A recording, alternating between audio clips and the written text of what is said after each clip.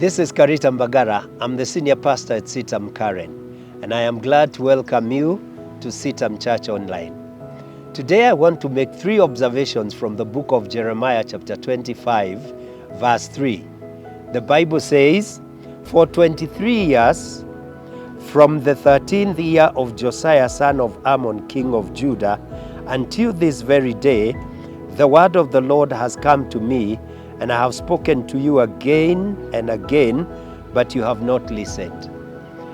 I observe that Jeremiah is at this point telling the people that I have been your preacher, I have been your spokesperson, bringing the message of God for 23 years.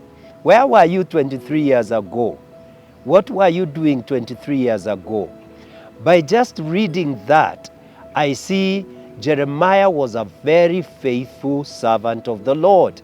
He was given to the things of God and was consistent and had continued in the ministry that God had given him for that long.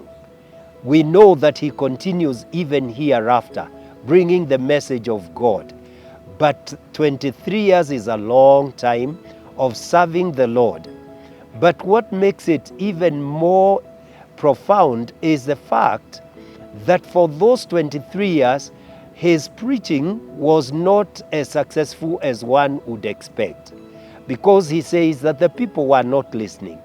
It reminds me of the words of God to Ezekiel when he told him, "Go to the people of Israel, preach to them. They will not listen to you, but you must tell them what I tell you to tell them." Because what is success in ministry is you being faithful.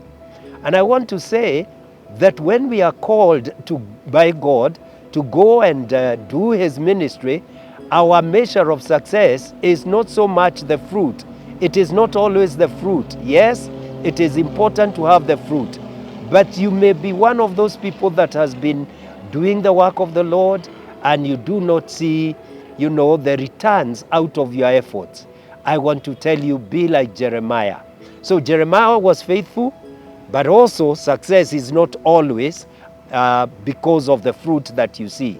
It is by faithfulness that you are counted a good and faithful servant of the Lord, and that you will be rewarded by God. But apart from Jeremiah and what he experienced, notice that God has been persistent. For 23 years, he has been talking to the people of Israel.